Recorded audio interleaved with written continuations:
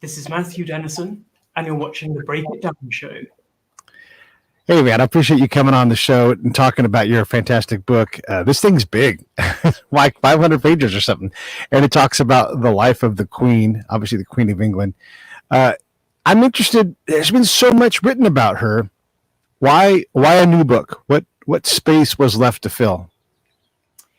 What I really wanted to do was reach some kind of assessment of the Queen as practitioner of monarchy. And yes, there have been a lot of books about the Queen, but there have been a lot of the kind of books that take the things of the corgis that don't necessarily get to grips with what's really going on. So I was hoping that at this point in the reign, as we approach the 70th anniversary of the accession, which is obviously a landmark, but also a record in Great Britain, that this might be a time to take the long view and a long assessment of exactly what the Queen had done over the course of her reign.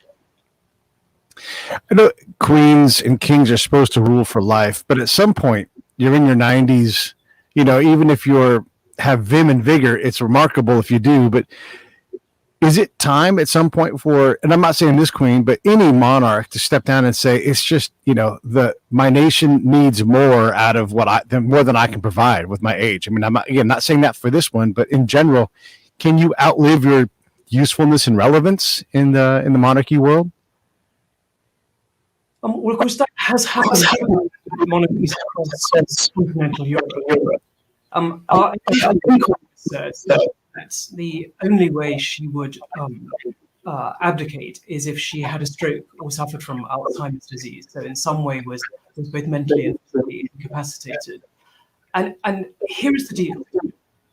Elizabeth II is, I think, the only anointed sovereign on earth that alone the British monarchy retains this quasi-medieval coronation service in which the monarch makes a binding sovereign, a binding promise rather, in God's presence. And obviously, if you believe in God and you have a strong religious faith, as our Queen does, then a promise made to God for life is a promise for life. I think also what's key here is that, what do the British people and the people of the Commonwealth look to the Queen for? Well, at this point in her reign, we don't look to her for energy, though she seems capable of mustering the energy needed to do the things that she has to do, like her meeting with President Truman at the weekend. She symbolises so much more for us in British life than dynamic force, although in her extraordinary she is a dynamic force. So in her case, at the moment, there have been questions since, I think, the 30th anniversary of the accession in 1982, following the marriage of the Prince of Wales to Diana Spencer, about whether she would resign and abdicate in favour of her son. I don't think there is a significant groundswell of British opinion in favour of the Queen stepping aside. And I think there is a widespread understanding that she probably won't. And ultimately, I mean, I guess it's her decision, right? If she feels like she's able to contribute and is reasonably healthy, she is sworn in for life. So why not keep going? I think so. Although, the only caveat I would add to that is that what has she done and had at the forefront of her thoughts? Well, this idea that she is a kind of guardian of monarchy, a safeguarder of the crown. So I think if she thought her aid was somehow jeopardizing the security of the throne, at that point, I think she would step aside. But the British love an old trooper. We love people who go on and on. So there is no need on grounds of age for her to step aside. Yeah, she's lived for so long and reigned for so long. I mean, it's generations. It's just outside of the norms of history. Yes, there are other people that have ruled for a very, very long time, but in the modern time, she's experienced quite an advancement. Air travel has completely changed. Now we have space travel, which is apparently becoming, so routine that we're going to have moon bases maybe in her lifetime, and she's in her 90s. It's remarkable that she's been as resilient and capable of remaining relevant, given the internet, phones, and everything. We're talking internationally over a computer. None of this stuff was even possible even 30 years ago, I guess there's a number of things going on. In the late 1960s in Britain, people began to say that the Queen, who hadn't markedly shifted with the seismic social changes of the 1960s, could at this point become a symbol of continuity and endurance.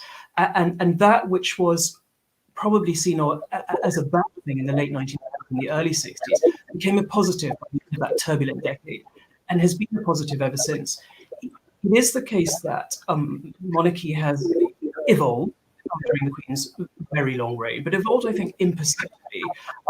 Undoubtedly, if courtiers from the beginning of the reign came back, they would think there had been a considerable lessening of formality, that there was greater accessibility, that connections between crown and country were greater. But most people haven't really noticed the changes. And I guess, why is the Queen relevant? Because she continues to embody values that the nation endorse. Most of us don't practice those values to nearly the same extent that she does. It also seems like she has an ability to adapt with the times. It may not be as fast as people in the press or the populace wants, but she's able to. I remember when Princess Diana died, and it was, is the flag going to fly at half mast? And it took a while to get that sorted out. But now that's sort of forgiven because she does make these leaps ahead. She does progress into what is a more socially tolerant time, I suppose you would say. And that, I think, is to her credit, but she has to move as fast as the crown can let it. And this is an American asking kind of a question. The crown moves at a different speed than other things do. So how does she, as the crown, meter how fast she moves on certain issues or advancements? Well, I guess the question that she would continually ask is, what change is necessary? The crown is not fashion. In Britain, fashion hasn't been set by monarchy for 300 years.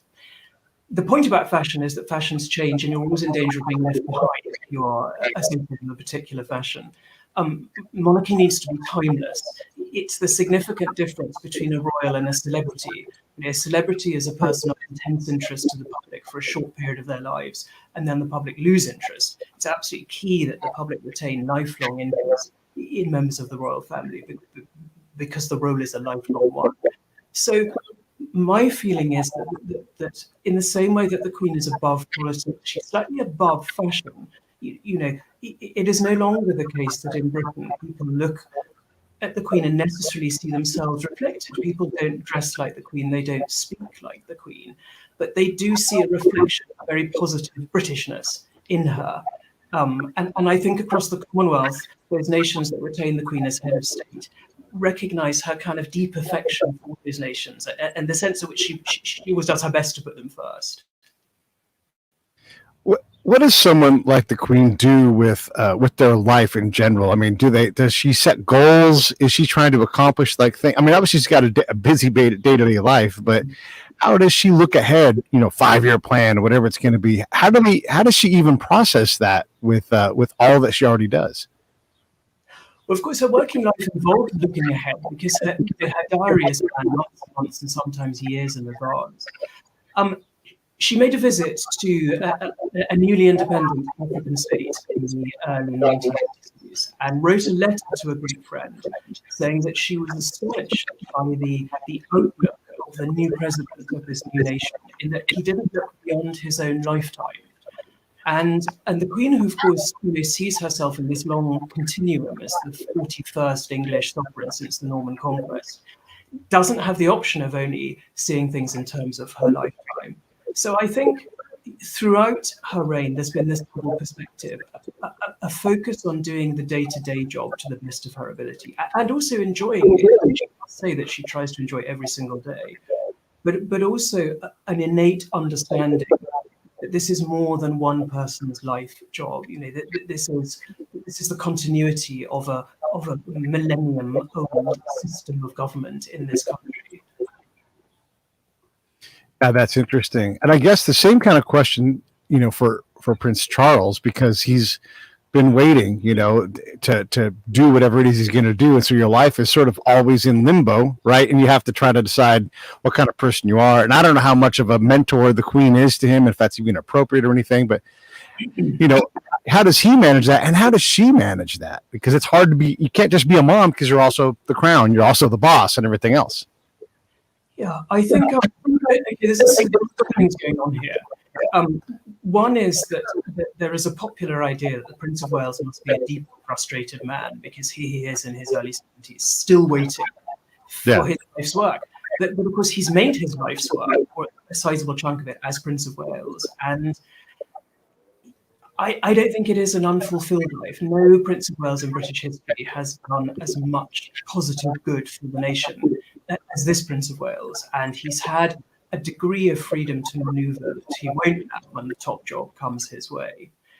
In terms of the Queen mentoring, it is very clear that the Queen regards herself as a monarch in the mold of her father and her grandfather. And really until quite late in her reign, even in the early 1990s, she was referencing her father's example, although fewer and fewer of us remembered her father's example. And key to the example of her father and her grandfather was the idea of what constitutional historians now call a welfare monarchy. So a monarchy that is at the centre of philanthropic endeavour in Britain. And obviously the key concepts there are duty and service. And what would the Queen argue she'd passed on to her children? Well, duty and service. And actually the astonishing workload carried out by the Prince of Wales and the Princess Royal would suggest that, yeah, they have absolutely taken that on board. So that there is clear continuity through the generations, more so than I think journalists sometimes argue. And I suppose that leads to the question of, if, let's say, the Queen has another 10 years in her, does at some point, does Charles just say, it's just not fair to the people to have this double transition because I might be too old soon? I mean, is there a reasonable scenario where he just steps aside and lets his son take over? Well, of course, that would be up to him. Abdication is a heavily charged word in the British monarchy because the Queen has not forgotten the abdication that brought her own father to the throne, and the very significant wobble that the institution had at that particular moment. It is also the case that for a hereditary monarchy where eligibility to be sovereign is based on primogeniture, it's dangerous to challenge that principle from within. So I think if, as a member of royal family, you suggest that there can be choice in the business, that's a dangerous street to go down, because if you can choose, then perhaps other people can choose, and if they choose, they might not choose you. So I don't know is the answer. Obviously, it would be Princess Charles's choice. It would require an act of Parliament. It would require Prince William's consent. Who knows? But in British history before now, we've had this pattern of long reign. And then I guess the other example would be, when in the late 70s, early 80s, when we had 3 popes in fast succession because Pope John Paul I passed away, I don't know, not even 3 months in. How does the crown, and we don't want to wish ill on anybody, but if a similar scenario plays out, is that equally as damaging as someone, saying, hey, abdicating along the way? Or how does the country, the nation, the monarchy in general, how do they tolerate something like that if there was a lot of catastrophic change? Well, I guess we haven't had that, have we, in British history? But the deal with the British monarchy is the king is dead, long live the king. Yeah, right. The crown never dies, which is why the Queen resisted the lowering of the royal standard over Buckingham Palace after the death of the Princess of Wales, because the standard hadn't been lowered for her father, and she didn't anticipate it being lowered for her because the crown remains alive. So obviously, it would be, it would be a period of upheaval. Having said that, I think if what we're talking about is elderly people dying, then that's not traumatic. It can be upsetting, but it's not traumatic, is it? Yeah, I mean, I until it is, right? Like, it's not in theory, but yeah, you never know. And then what about, when you're the head of state, you go through a lot of catastrophes, through the years. Whether it's we had 9/11, and that shakes the foundation of the nation. A tragedy like Aberfan, when the coal cones collapse, is is someone in their 90s capable of rising to the occasion for something as calamitous as that might require some, physical effort staying? I mean, you think about the coronavirus stuff, and obviously that's not her main job, but remember our governor here was hoarse, and you could see he was just exhausted from just trying to deal with this impossible thing. Is that something that she just puts off on somebody else who has more capacity? Because she's got a whole family. It's like, lean on, hey, Charles, I need you to cover this for me. Well, yeah, I mean, I guess here's the deal. Remember, what the Queen doesn't have is power. She doesn't have power like any kind of political representative. The point at moments of crisis is for the Queen to be a sort of conduit for national emotion. And in terms of the coronavirus, well, what did she do? Well, her coronavirus broadcast attracted 24 million viewers, which is a huge viewing figure for British telly. It, for example, is 1 million more people that tuned into Diana's Panorama interview that was said to have broken so many records. So because the Queen has moral authority, because she commands extraordinary respect, because there is this kind of bedrock of deep affection for her, what she does at moments like that is to be a kind of mouthpiece, but also to be a voice of reassurance. And what did she do in the coronavirus? She gave people reassurance, and it was doubly effective because she's one of a dwindling number of survivors of the wartime generation. And although the Queen didn't make a connection with the war, there was a lot of talk at the time that here we were entering something that resembled a Blitz-like scenario. And so I think to have somebody from this rather tough, gritty, ramrod-backed generation, of whom we have fewer survivors, was potent in itself, but also somebody who actually rose to the occasion. It was one of the great speeches of her reign, and it absolutely did the business, and it was then projected on huge billboards on an empty Piccadilly Circus at the centre of London. So she still got it, Yeah, and I want to kind of close out this section of the show talking about the current Queen and the future and all that kind of thing. But I definitely want to get into, and it's one of the fascinating things you've written about, is she had 3 basic confidants: her mom, her sister, and her husband. And now they're all passed. And then you also talked about how she used her dad as an example. I think a few minutes ago you said this as well, all the way into the 90s. But now there's really no one on earth more qualified to do her job than her. Doesn't mean that she can't take advice on certain issues, but she is the job now. I mean, she's the example. She's done it longer than anybody. So when you look at all of this, how does that being alone impact her? Or is she ever truly alone? And who does she confide in? And who can she get counsel from on the hard things? Well, of course, what we factor into here is that sovereignty is isolating. She has been isolated by dint of her position from 1952, and at the end of the day, even her mother, her husband, and her sister at some level treated her as the Queen. A key facet of the Queen's upbringing was self-control, and at the time in interwar Britain, among aristocratic and upper class families, self-control, what is sometimes described as stiff upper lip, was considered a cardinal virtue. That total grip on your feelings and responses. And although that is not fashionable nowadays as an approach to life, and certainly not as a kind of emotional solution, it is a very effective solution to being in this position where it is virtually impossible to confide fully in anyone. Having said that, there is so much evidence to say that the Queen, who is personally a very modest person, will take guidance. She takes guidance from her prime ministers, from her private secretaries, from her courtiers.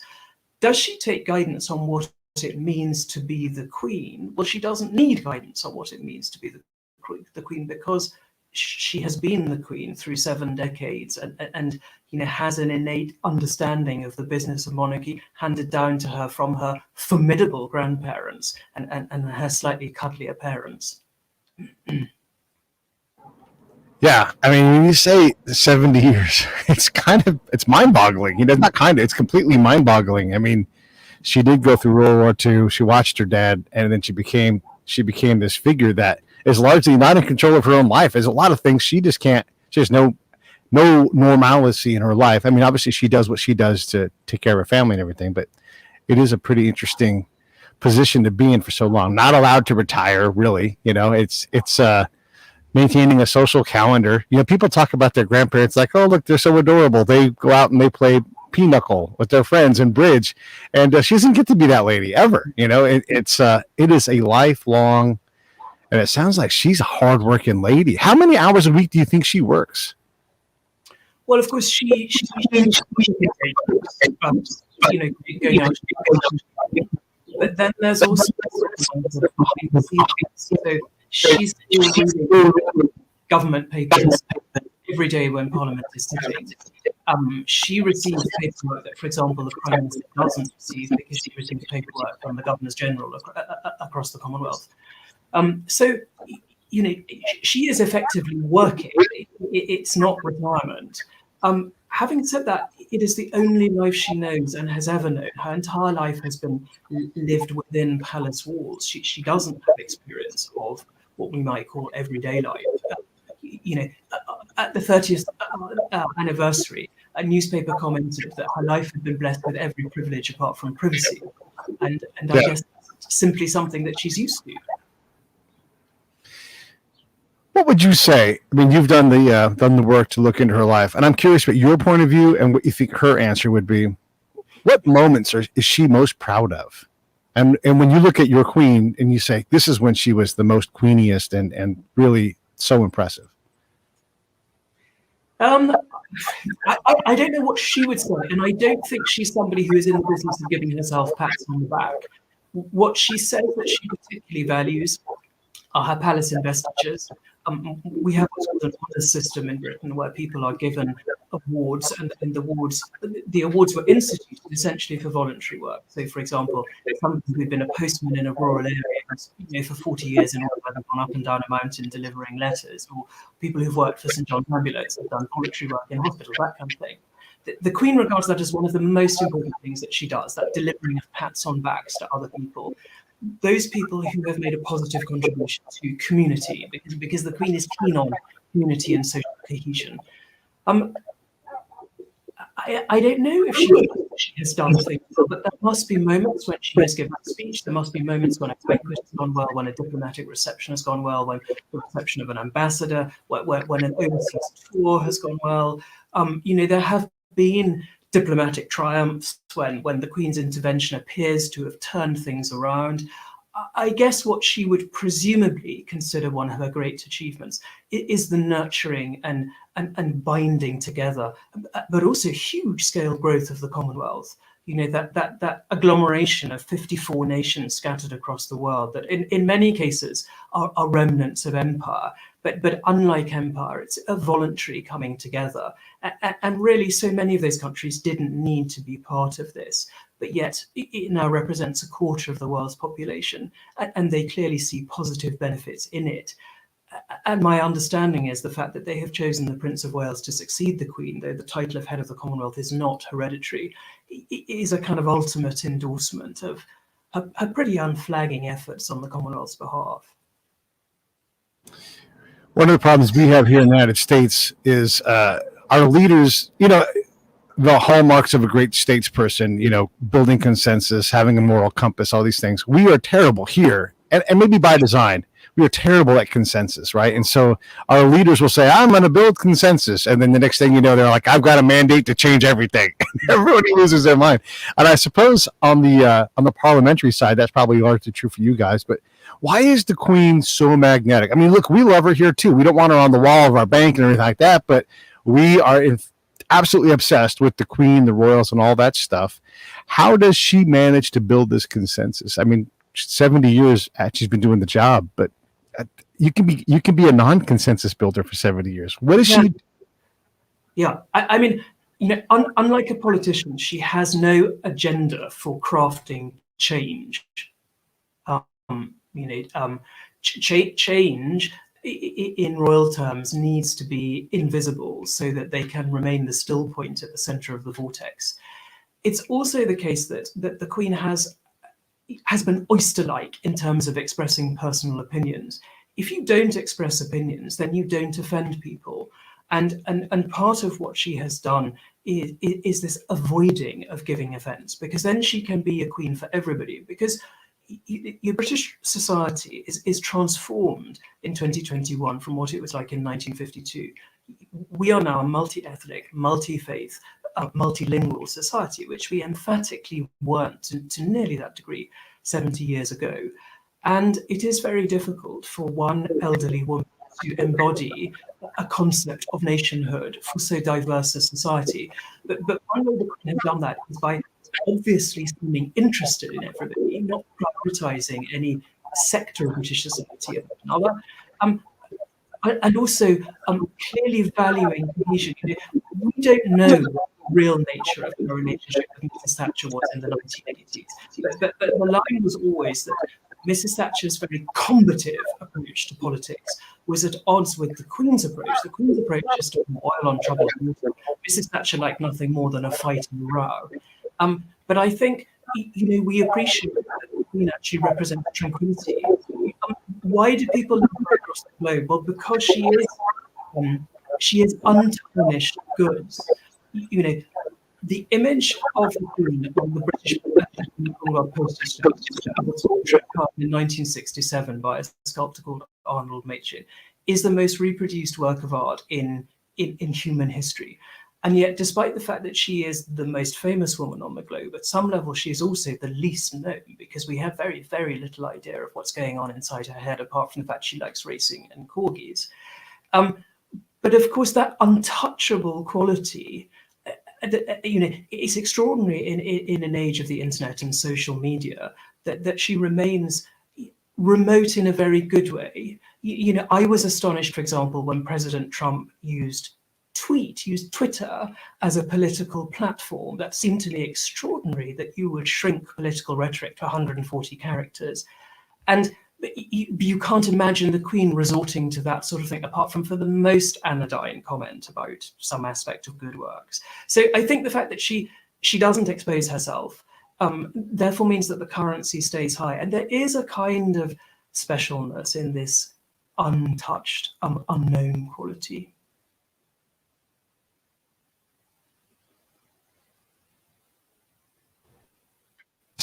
I got to swap my battery out here. I'm going to do this while we're talking.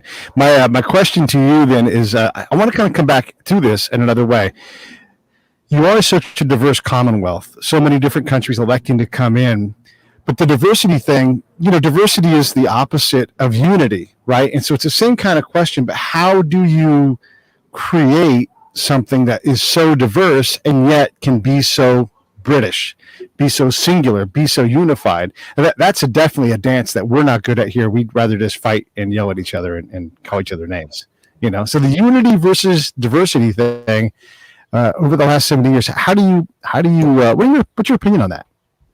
Do you mean in British life or in the Commonwealth? Well, in the Commonwealth. Well, I guess the key to the Commonwealth, when the Commonwealth first evolved, it was referred to as the British Commonwealth. And then the word British was dropped from it. And I guess you can be different. There can be diversity, but there can be shared aims. And the overriding Commonwealth aim of wanting to create a better world for world citizens, but also that kind of sense that the richer nations on earth will do their best to help the poorer nations on earth. Well, that seems to be a universal aspiration. I think key to the Commonwealth is that although there have clearly been times when British politicians and perhaps the Queen herself have rather hoped that some countries that were once imperial possessions would join the Commonwealth, joining has always been voluntary. So there's always been an element of consensus. Now, that doesn't mean there have been deep divisions. There were deep divisions about apartheid in South Africa, for example, and British government in the 1980s decision not to impose sanctions on South Africa when Black African nations did that. So there have been moments when the Commonwealth has reached crisis point, and the bonds of union have seemed very fragile indeed. But I think what holds it together now, well, is a sense that there is shared purpose, that this kind of coming together can make a better world, should make a better world. I think there is an element also that shared respect and affection for the Queen is also a kind of glue in the Commonwealth. Yeah. And I'm curious, what would you say of our relationship between, the Great Britain as a whole and then the United States? I mean, we tend to pick fights, and we're like your drunken brother. Like, hey, we're gonna go fight all of Iraq, all of the Middle East. Will you come with us? And we co-opt Canada and New Zealand and Australia. All of our cousins and everything. We all go over and do that. Are we a good partner, or are we kind of a pain in the ass? Well, obviously, I couldn't possibly comment. No, I don't know what Americans think. It certainly is the case that in Britain, the idea of the special relationship is not simply something that politicians utter once in a while. I think we do have a sense that there is a special relationship between Britain and America, whilst recognizing that we are in many ways very different countries with very different outlooks. It's a difficult juggling act for British politicians, because when there is a sense that Britain is becoming a kind of poodle to the United States, then there is considerable unhappiness in Britain. And certainly when Tony Blair was Prime Minister, there was a lot of adverse comment about the extent to which he appeared to jump when the USA snapped its fingers. And so certainly in Britain, we would consider that it is a special relationship, but one that should be characterized by mutual respect and mutual independence. And that was a key bit, it seems to me, in the film Love Actually, was the film that Hugh Grant gave as Prime Minister when he said that it mustn't be a bullying relationship despite the disparity in power. And then, how does the Queen deal with these things? I mean, she's seen so much now. I mean, been through all these different prime ministers, and obviously her power in this case is limited, but her influence is powerful. So when she looks at this, I mean, she just along for the ride, or how does she? I mean, look, if you're a prime minister and you're not taking some mentoring lessons from the lady, you're crazy, because she knows so much about this. She's seen it all, I guess, again, it's that long-term view, isn't it? That, prime ministers, presidents, they all come and go. Archbishops of Canterbury, they come in, they go out. And there are numerous instances in the history of the Queen's reign where perhaps the Prime Minister has come into office and felt they just know best, and the Queen is a kind of quaint sideshow, and there's an idea of just paying lip service. And then I think they come to value the nature of their own personal relationship with her. But also, they get reminded of the importance of crown power as part of executive power in Britain. That the crown is a key stopping device in British politics. In theory, it acts as a force for moderation. It prevents any one person gaining too much power. It prevents a military coup. It prevents the overthrow of democracy. All of those sort of things, and I think people recognise and value that. Yeah, that makes sense. I hear what you're saying. Is there any value in the fact that the U.S. has such a big military machine that you guys can spend less money on military stuff, or do you all still fight about how much? I mean, we can never decide how much we want to spend. We just always want to spend more, right? And so you don't have to have a massive Navy. We'll do it for you, right? Like, we have this crazy, again, drunken brother spending habit. But do you guys feel like that's a benefit to you to be allied with us because we have so much material, or is that not really a benefit for you? I truthfully don't remember that being a significant factor in these discussions in this country. In recent decades, we've had ongoing and continuous defence budget cuts in Britain, which consistently make people nervous. And I think whatever our relationship with Europe, whether we were part of the European Union, or of course now we're not part of the European Union, that there is an aspect of Britishness which is identity as an island state. And as an island state, you feel both vulnerable because you have frontiers on all sides, but also you feel slightly impregnable because there is a sea around you. So I think it is a kind of a constant discussion in British political life, how much should be spent on the defence budget, presumably because at key moments we can't afford everything that we would like to do. But I'm not aware that, I don't think we say, well, that's fine because we'll rely on the states to bail us out. Because, of course, history so often doesn't work like that. And, gosh, we are grateful for the help that we received from the states in the Second World War, but also we recognize that public opinion in the states was not 100% behind joining that conflict. And so why would it be necessarily in the future?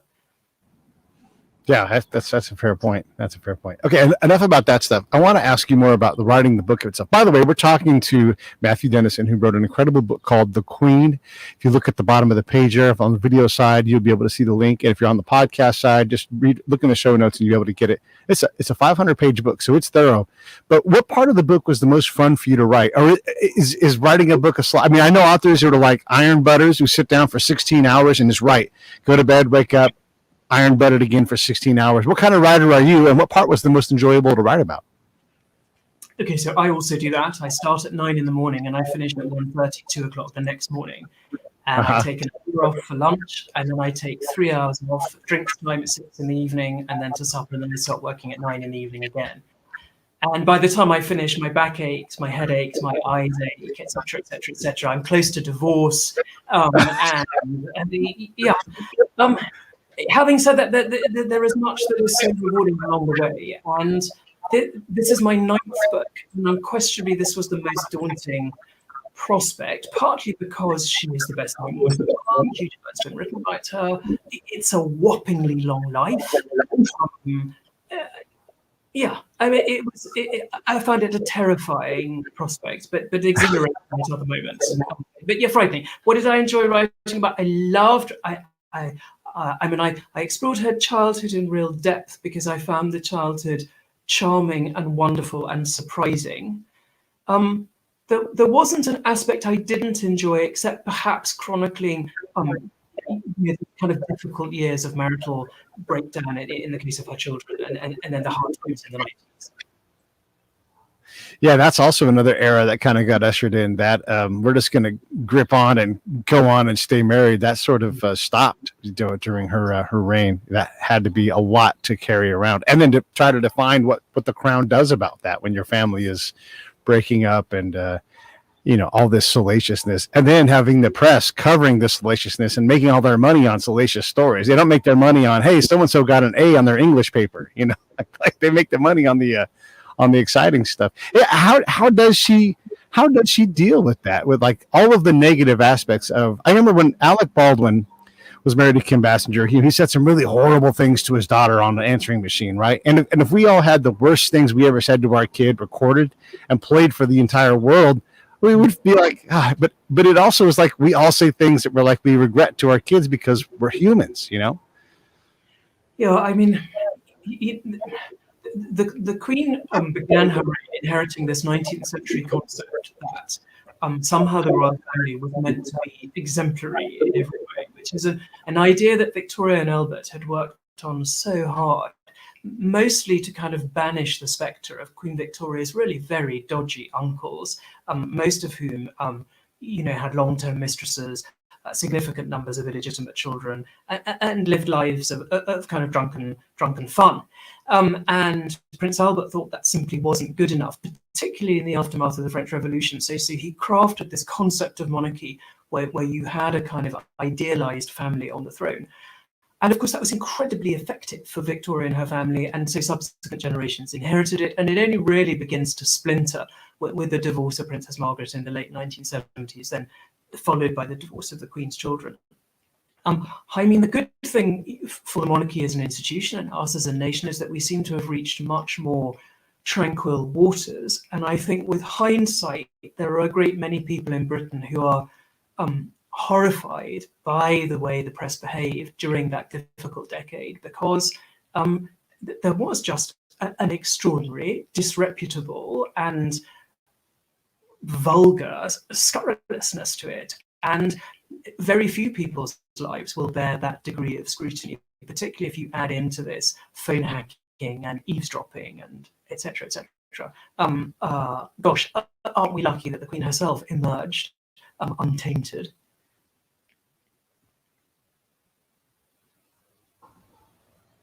Yes, yeah, absolutely. And I'm glad that there is someone untainted in this horribly tainted world that we all live in. I want to go back into the book a little bit, because if you're going to write a first off, 500 pages probably not even enough to cover a lady who's 90 years old who's been as important as she has for as long as she. That's not even 100 pages per decade. I mean, it's like it's all of a sudden it's not very much, but how much resourcing did you have to do? And then there must be so much competing thought on certain events or certain stories, and he said, she said, times 70 years. How on earth do you sort all that out? So somewhere along the line, you have to take an editing decision, because the book that was commissioned was meant to be at least kind of 60 or 70 pages shorter than it is. By the same token, it could also have been 300 pages longer very easily. I guess the point was that I wanted to have this kind of overarching narrative, this idea of where we were going and what the significance of all of this is for monarchy, and not necessarily what the Queen is saying when she hands a gong to somebody, as what this actually contributes to a kind of template of monarchy. There are conflicting views, but somewhere along the line one has to reach a decision. It's kind of what you have to do as an author, and the only critical thing is that you ensure that you reach your decision with integrity. I think this is my fourth royal biography. Writing about royals is different from writing about other people, because people remember their encounters with royals unreliably. Invariably, when somebody meets a member of the royal family, particularly the Queen, they're in a highly excitable state. They're deeply revved up by this. And so they don't behave normally. She, of course, is used to it, so she can behave normally. But for the person meeting the Queen, it tends to be a once-in-a-lifetime extraordinary encounter that they remember for years, and it becomes a kind of dinner table conversation or lunch party conversation they dine out on, and it gets polished and polished. And the kernel of truth somehow gets lost in all of this. Or the memories are very extreme. People either bowled over or massively underwhelmed. So you don't get some kind of control experiment anywhere. So you have to kind of navigate through the views you're given.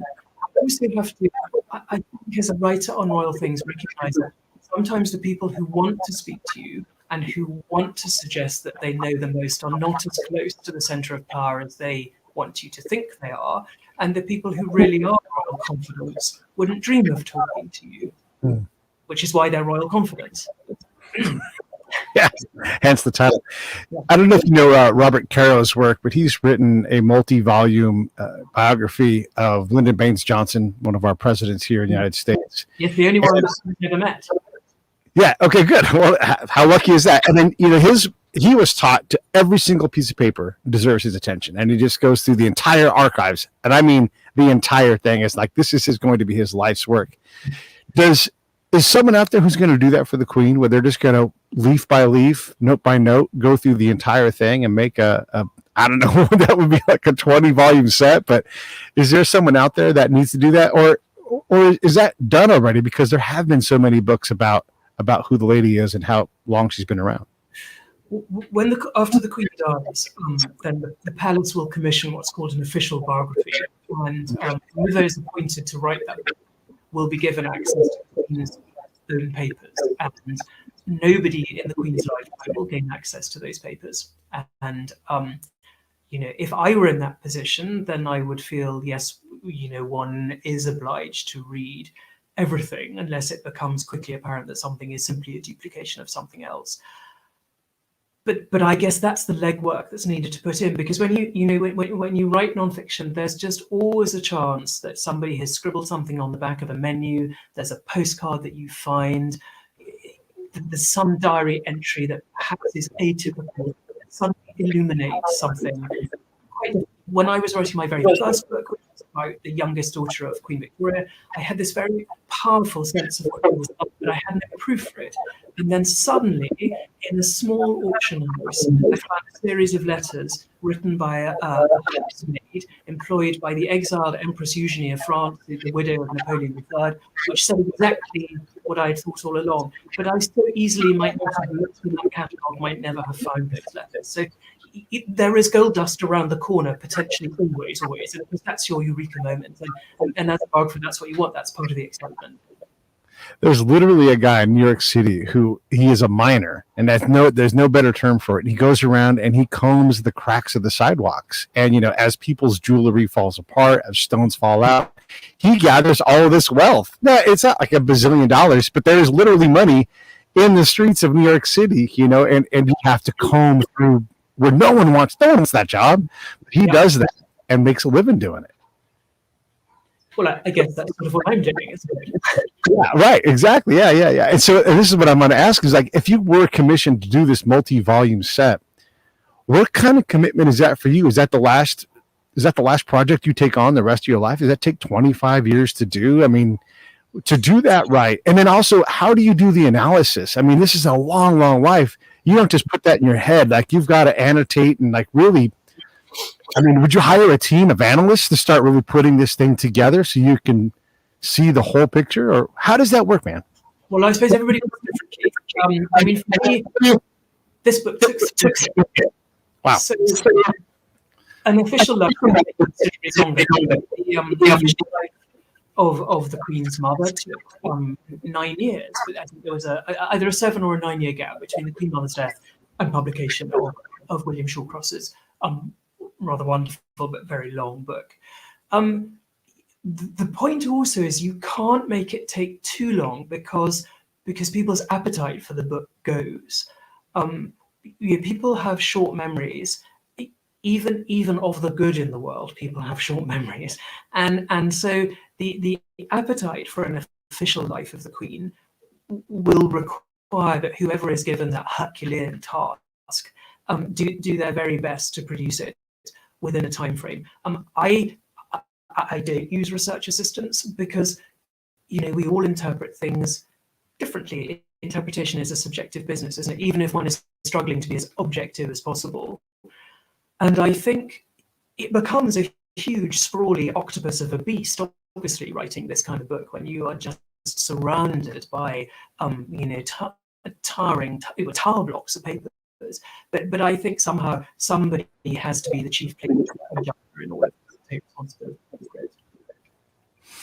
Yeah, and there's 100 other ways to do this too, right? Like, there might be the guy that hires the team. There's the guy that does he just feeds paper into the computer and spits out answers. Who knows, right? There's a lot of ways to do this thing.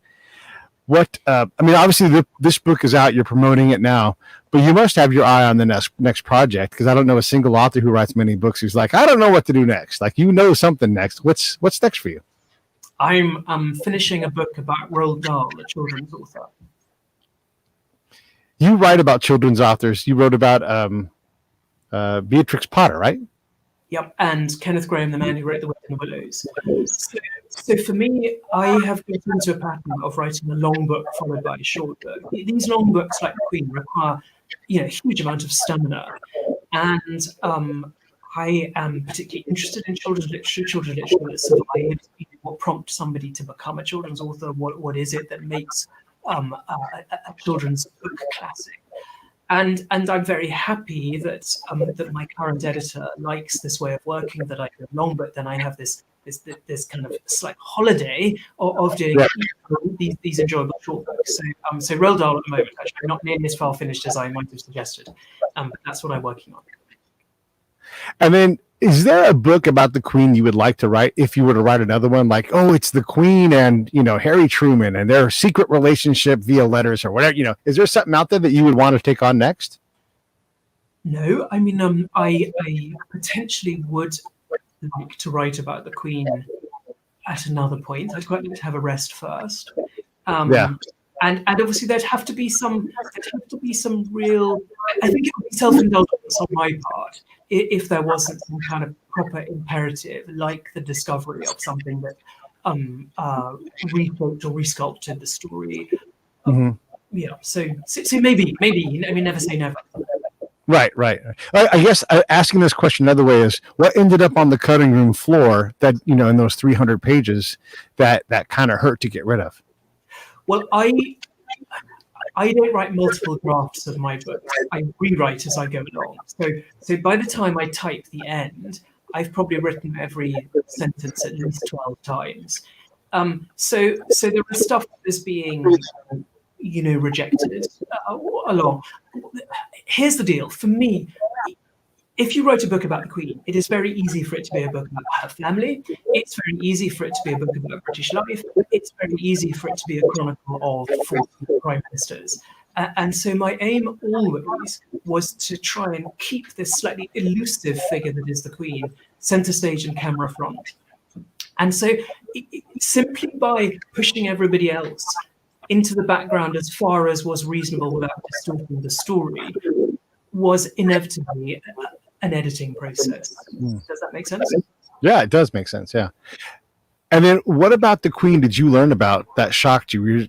You know, like these, I mean, I know a lot of authors and you guys all have these moments where like this all of a sudden came to me, maybe even after you've written the book, you know, because you have these revelations that happen later on. But what did you learn about the Queen that was most incredible? I think what I learned was this overwhelming sense of fidelity to her immediate forebears. I think what I hadn't realized is the pressure on her from childhood to conform to an inherited pattern. And this idea, once it became clear that she was likely to be Queen, that she would exercise no choice in the way that she went about it, that she would do the sensible thing, which was to model herself on her father and her grandfather. And I think it's an extraordinary thing that she accepted that curtailment of choice in a life that involves such limited freedom of choice anyway, that she embraced this overarching restriction of choice, which was to do it the way that was expected of her. It's interesting for us, isn't it? Because we live at a time where choice is elevated as the ultimate human right. You know, there is nothing in our lives which we don't feel we have a right. And yet the Queen has a very little right of choice. I think it probably helps that she is fundamentally a modest person, and so, you know, would incline, certainly as a young woman, would have inclined to take the advice that she was given and acknowledge that other people perhaps knew better. And I guess one more real quick question, and it's kind of a big question, but I just realized I have no idea. When her uncle abdicates, that changes her life completely. She was whatever life she was going to have, and you know, who knows, she was young enough that maybe it wasn't too mapped out, but it changes inexorably the moment he abdicates, right? And she becomes this new thing that's just part not human, part crown, part little girl. What was her life just the weeks before that? Before that was even a notion that might happen. What kind of person was she going to be when she grew up? Well, it's interesting. If you look at any kind of account of her childhood, she emerges as this incredibly vibrant, dazzling child. I mean, you know, the fact that the Duke and Duchess of Windsor called her Shirley Temple, well, there is a reason for that. It's not only that she was globally famous as a small child in the way that she was as a screen actress. It's the fact that as a tiny child, she had this kind of glittering charisma. So what didn't change in the Queen's life is that she was a figure of significant interest, adulation, press obsession from the cradle, because she was the only royal grandchild. So her aunt had given birth to two sons, but they were not royal, because she had married a non-royal sister. So when the Queen comes along, she's the only princess in her generation. So she's always a figure of astonishing interest. So the kind of goldfish bowl dimension of her life doesn't change in 37. What changes is that suddenly she is treading a path from which there is no escape. Because I think there's always an understanding that her parents, who were young enough to have more children, probably wouldn't have any more children. She did understand what it meant for her, insofar as any 10-year-old can. She knows that it means she will be the Queen after her father. Of course, she has no idea really what that implies or infers. So, but I suspect that was less traumatic for her than for her parents, because she could then be brought up to be the Queen, whereas her father had been brought up to be the spare, not the heir. Yeah, that's a big transition for him too. And I suppose if you're a religious person like she is, because she is the church, you have to kind of look back and go, this is providence. This is God's design. He built this little person equipped to handle this. Is that, or am I making too big of a leap there? I don't know to what extent she feels that. I mean, she certainly feels that her coronation vows are binding, are promise made to God. But what is interesting for us at this moment in time is that when the Queen became Queen in 1952, 30% of people in Britain polled believed that it was God's will that she was. So a third of the population felt that this wasn't an accident, but was some kind of divine providence. And surely some of that would have rubbed off on her. I don't think she's egotistical enough to necessarily believe in herself the way that Stuart monarchs in the 17th century as divinely ordained. But I think she thinks she has made binding and sacred promises to do her best. I mean, it has worked out as if there was some kind of intelligent, providential, plan. But again, who knows? Who knows? It is just interesting looking back in retrospective. Hey, anything in closing? We've done this for about an hour. I don't want to keep you too long, but any closing thoughts? I feel we're immensely because what we have, and I guess people recognize this in other sovereigns across the globe, and I think in other countries recognize this in the Queen, is that you have somebody who embodies the concept of others before self. And ultimately, maybe that is her most powerful gift to the nation, that we value self-determinism as a society. People value the idea to have control over their own lives, to try and seize their own destiny. But actually, it's immensely powerful to have somebody saying, I'm not interested in me, I'm interested in you, and I'm interested in us. So I think we've been phenomenally lucky, and great. No, I agree. Yeah, you're right. Others before self is easy. We often focus on the other stuff first. So I appreciate that. Hey, thank you for coming on, Matthew. I'd love to have you back on again to talk about more any of your books at any time. It's just so great to talk to someone who's so versed in the knowledge or in the topic that they've written about. It's just fantastic. I really enjoyed it. Thank you very much. And the book comes out in the States in September. Okay, in September, everybody. You can get it on pre-sales on Amazon. There's that link right there for sure. Go check it out. I know you're going to love it. All right, let me press this button. Hey, thanks for watching the show. I really appreciate it. Right here, you can subscribe. Please do that. It makes the show grow. Hit that notification bell so you know which incredible guest is coming up next. Down below is the PayPal link. You can put a small subscription in. That is an enormous help. All that money goes right back into the show. And then right up over here are the next episodes you should listen to, curated by yours truly. Thank you so